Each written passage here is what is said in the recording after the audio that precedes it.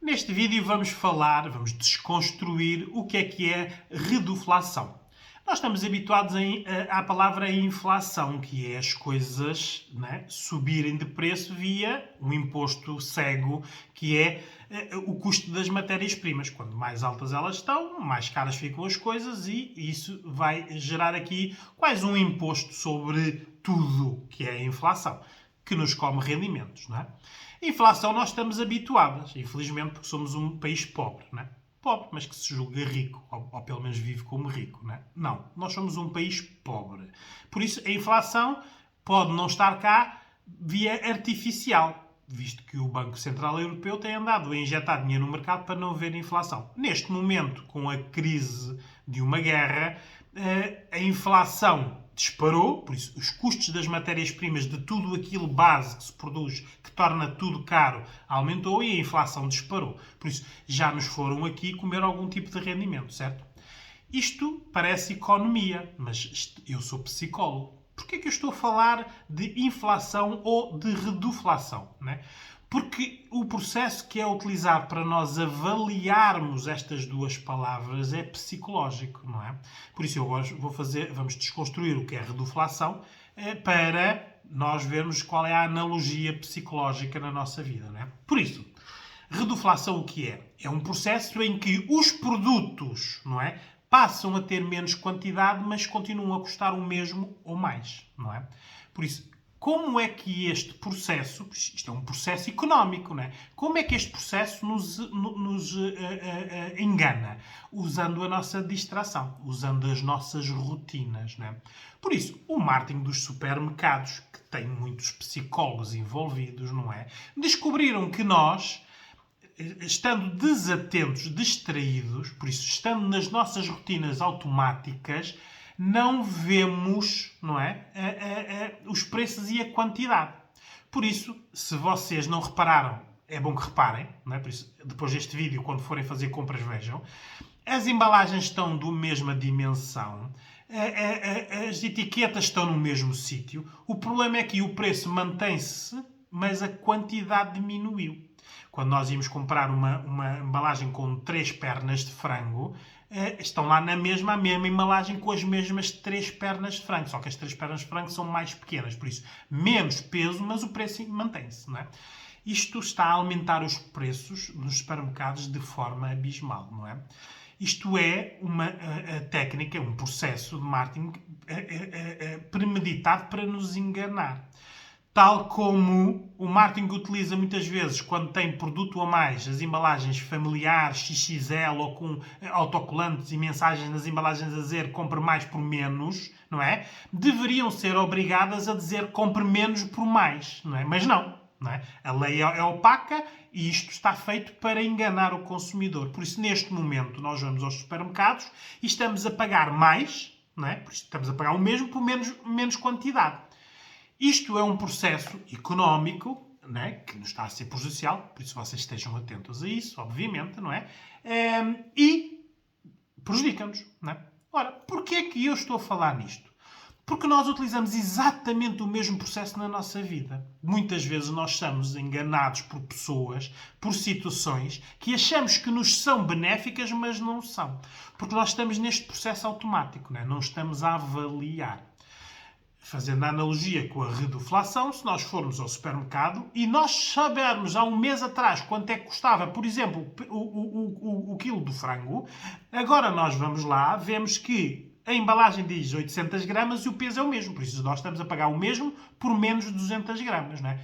Isto é que se chama? Chama-se avaliação. Eu saí do processo automático e fui ver que o peso e o preço não correspondem com o comparativo de há um mês atrás. Ora, na nossa vida nós devíamos fazer isto com pessoas, porque quantas pessoas não servem da nossa distração para nos dar menos, não é? E nós achamos que as pessoas continuam a dar o mesmo. Há muitas pessoas que verbalizam, a pessoa, quando nos conhecemos, ele ou ela era muito mais carinhoso e deixou de o ser. Ora, nós na nossa distração, utilizando o mesmo processo, achamos que a pessoa continuou a ser carinhoso ou carinhosa connosco. Mas não, a pessoa reduziu o seu carinho, não é? Mas nós continuamos a agir como se a pessoa continuasse a dar o mesmo. Pessoas que no início eram muito faladoras ou faladores e deixam de falar, passam a ser mudos, não é?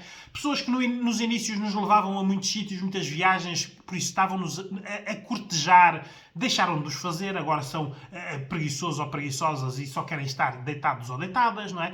Por isso, na prática, muitas situações na vida, nós passamos a ter menos a julgar que temos ou mesmo ou mais, não é? Como é que nós descobrimos que assim não é? Quando avaliamos. Não é? Quando nós olhamos para a pessoa e fazemos o comparativo entre o que ela era e o que é que ela é. E nesse comparativo nós vemos que a pessoa diminuiu alguma coisa para connosco, não é? Isto é preciso nós fazermos uma avaliação. Saímos de um automatismo. Só que as vidas hoje em dia são muito rotinadas, muito automáticas. Não é? Temos falta de tempo, fazemos todos os dias a mesma coisa. E no meio disto tudo, deixamos de avaliar. E quando deixamos de avaliar é quando nós passamos a ser prejudicados. Não é? Por isso, este processo cognitivo de avaliação que a reduflação utiliza e se aproveita para nos prejudicar, não é? Nós temos em muitas situações, olha, nas nossas expectativas, às vezes temos expectativas irrealistas, nós sabemos que aquilo nunca vai acontecer, mas motiva-nos, por isso nós continuamos, não é? A ter aquelas expectativas irrealistas, não é? Na relação com os outros, não é? As pessoas muitas vezes dão-nos menos, mas nós, como andamos distraídos e rotinados, achamos que as pessoas estão-nos a dar o mesmo. Ou mais, não é? Nas nossas rotinas, não é? Há muitas rotinas que nos são prejudiciais e nós continuamos a fazê-las.